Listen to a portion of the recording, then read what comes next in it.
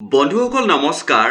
আজি আপোনালোকক কৰ্মচাৰীসকলৰ অৱসৰৰ বয়স বৃদ্ধিৰ আন এটা একেবাৰে নতুন আৰু গুৰুত্বপূৰ্ণ খবৰ যিটো প্ৰকাশ হৈছে, আজিৰ এই ভিডিঅ'টোৰ জৰিয়তে আপোনালোকক সেই খবৰটোৰ সম্পূৰ্ণ ইনফৰমেশ্যন জনাবলৈ যত্ন কৰিম। তে বন্ধুসকল চাওক, ইনফৰমেশ্যনটোলৈ যোৱাৰ আগতেই আপোনালোকক দেখুৱাবলৈ বিচাৰিছো, স্ক্ৰীনত চাওক, কৰ্মচাৰীসকলৰ অৱসৰৰ বয়স বৃদ্ধিৰ আন এটা গুৰুত্বপূৰ্ণ খবৰ প্ৰকাশ হৈছে।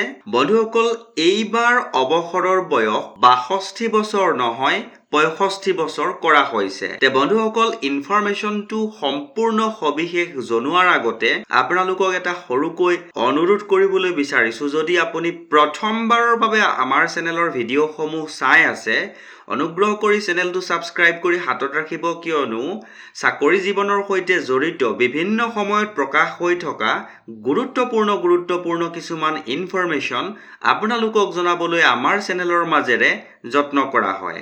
তে বন্ধুসকল, এই গুৰুত্বপূৰ্ণ যিটো ইনফৰমেশ্যন প্ৰকাশ হৈছে, এইটো দৈনিক ভাস্কৰ নামৰ এখন অনলাইন নিউজ পেপাৰে প্ৰকাশ কৰিছে আৰু তেওঁলোকে হিন্দী ভাষাত প্ৰকাশ কৰিছে। তে বন্ধুসকল, আপোনালোকক ইনফৰমেশ্যনটোলৈকে লৈ যাবলৈ বিচাৰিছো আৰু জনাবলৈ বিচাৰিছো, চাওক, মোৰ হিন্দী ইমান ক্লিয়াৰ নহয়, গতিকে আপোনালোকে নিজৰ বুলি শুধৰাই ল'ব বুলি আশা ৰাখিলো। তে বন্ধুসকল চাওক, তেওঁলোকে ইনফৰমেশ্যনটোৰ হেডলাইন এনেকৈ প্ৰকাশ কৰিছিলে, ৰিটায়াৰমেণ্ট এজ ইনক্ৰিজ। আৰু বন্ধুসকল, এই ইনফৰমেশ্যনটো তেওঁলোকে প্ৰকাশ কৰিছিলে ৬ ছেপ্টেম্বৰ তাৰিখে। তে ইনফৰমেশ্যনটোৰ সম্পূৰ্ণ সবিশেষ আপোনালোকক দেখুৱাবলৈ যত্ন কৰিছো, চাওক। रिटायरमेंट की उम्रों में एक समान करने का प्रयास। राज्य सरकार प्रदेश में कर्मचारियों के रिटायरमेंट की उम्रों में एक रुकता लाने का भी प्रयास कर रही है। अभी रिटायरमेंट की उम्र 62 साल है। प्रदेश में प्राध्यापक, चिकित्सा, नर्सिंग सहित कई सेवाओं में रिटायरमेंट की उम्र 65 साल है, जबकि बाकी में 62 साल। इसको देखते हुए बीजेपी ने अपने संकल्प पत्र में रिटायरमेंट की उम्र में एक रुकता लाने का वादा किया था। सरकार बनने के बाद इसको लेकर कदम भी आगे बढ़ाए गए, लेकिन वित्त विभाग ने इस पर अनुवा लगा दिया है। তে বন্ধুসকল, আপোনালোকে ইতিমধ্যে গম পাইছে যে কৰ্মচাৰীসকলৰ যিটো অৱসৰৰ বয়স, সেইটো এক সমান কৰাৰ এটা প্ৰয়াস কৰা হৈছে বুলি উল্লেখ কৰিছে।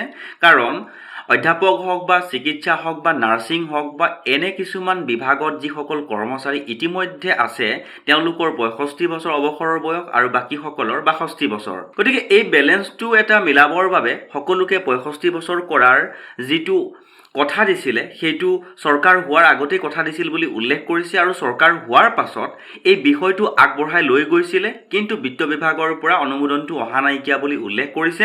তে বন্ধুসকল, ইয়াৰ পাছৰ ইনফৰমেশ্যনটো চাওক, দেখুৱাবলৈ যত্ন কৰিছো। আব 62 নেহি 65 মে হংগে ৰিটায়াৰ্ড। এতিয়াৰ পৰা আৰু ৬২ নহয় ৬৫ বছৰতহে ৰিটায়াৰ্ড হ'ব বুলি উল্লেখ কৰিছে। আৰু পাছৰ ইনফৰমেশ্যনখিনি চাওক। खंडवा में शिक्षक दिवस के मौके पर आयोजित कार्यक्रम में शामिल कैबिनेट मंत्री ने रिटायर्ड होने वाले शिक्षकों के लिए एक बड़ा ऐलान किया है। आदिम जाति कल्याण मंत्री विजय शाह ने कहा है कि ऐसे कोई शिक्षक है जो रिटायरमेंट के बाद भी विभाग में टीचर के रूप में अपनी सेवाएं देना चाहते हैं। ऐसे टीचर्स को 2 बार एक्सटेंशन किया दिया जाएगा। ऐसे में अभी टीचर्स की रिटायरमेंट की उम्र में 62 साल है, अभी 62 साल है, लेकिन एक्सटेंशन के बाद टीचर का 65 साल की उम्र में रिटायरमेंट होगा। आगे काम करने की इच्छा रखने वाले टीचर्स को मौका देने के लिए राज्य सरकार जल्द ही नया प्रस्ताव लेकर आ रही है। তে বন্ধুসকল, আপোনালোকে ইতিমধ্যে গম পাইছে যে শিক্ষক দিৱসৰ দিনাই তেওঁলোকৰ কেবিনেট মন্ত্ৰীয়ে এটা ডাঙৰ সিদ্ধান্ত ঘোষণা কৰিছিলে যে যিসকল শিক্ষকে ৬২ বছৰ বয়সত ৰিটায়াৰ্ড হৈছে, তেওঁলোকে যদি ইচ্ছা কৰে বা শাৰীৰিকভাৱে যদি তেওঁলোক সক্ষম হৈ আছে, তেতিয়াহ'লে তেওঁলোকে ৬৫ বছৰ বয়সলৈকে চাকৰিটো কৰিব পাৰিব বুলি উল্লেখ কৰিছে, যদিহে তেওঁলোকে ইচ্ছা কৰে বা যদিহে তেওঁলোকে আবেদন কৰে। আৰু এই ক্ষেত্ৰত ৰাজ্য চৰকাৰে এখন বিল আনাৰো বা প্ৰস্তাৱ আনাৰো এটা কথা উল্লেখ কৰিছে। খুব সোনকালেই এই বিষয়ত চৰকাৰে এখন প্ৰস্তাৱ আনিব বুলি উল্লেখ কৰিছে। তে ইয়াৰ পাছৰ ইনফৰমেশ্যনটো গুৰুত্বপূৰ্ণ ইনফৰমেশ্যন এটা দেখুৱাবলৈ যত্ন কৰিছোঁ, চাওক।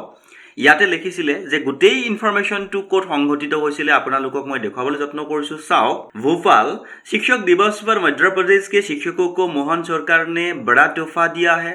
आदिम जाति विभाग के सरकारी स्कूलों में प्रत्येक शिक्षक के अब 65 साल की उम्र तक स्कूलों में पढ़ा सकेंगे। राज्य सरकार शिक्षकों की रिटायर्ड की उम्रों में 3 साल का इजाफा करने जा रही है। हालांकि यह शिक्षक की इच्छा पर निर्भर होगा कि वो रिटायरमेंट 62 साल की उम्र के बाद भी आगे सेवाएं देना चाहता है या नहीं। ते बंधुসকল গম পাইছে যে এই সম্পূৰ্ণ বিষয়টো যিটো অৱসৰৰ ইনক্ৰিজ হোৱাৰ বিষয়টো সেইটো সম্পূৰ্ণ কৰ্মচাৰীসকলৰ ওপৰত নিৰ্ভৰ কৰিব বুলি কৈছে যে তেওঁলোকে 62 বছৰ বয়সত অৱসৰ ল'ব নে তেওঁলোকে 65 বছৰ বয়সত অৱসৰ ল'ব। আৰু এই দিশত বা এই বিষয়ত চৰকাৰে ইতিমধ্যে এখন বিল আনাৰো কথা উল্লেখ কৰিছে। গতিকে ইনফৰমেশ্যনটো পোৱাৰ লগে লগে আপোনালোকক দিবলৈ যত্ন কৰিলোঁ। আৰু যদি আগলৈকো এনেকুৱা গুৰুত্বপূৰ্ণ ইনফৰমেশ্যন পাই থাকিবলৈ বিচাৰে অনুগ্ৰহ কৰি চেনেলটো ছাবস্ক্ৰাইব কৰিব আৰু আপোনজনৰ সৈতে এই গুৰুত্বপূৰ্ণ ইনফৰমেশ্যনটো এবাৰ শ্বেয়াৰ কৰিবলৈ নাপাহৰিব।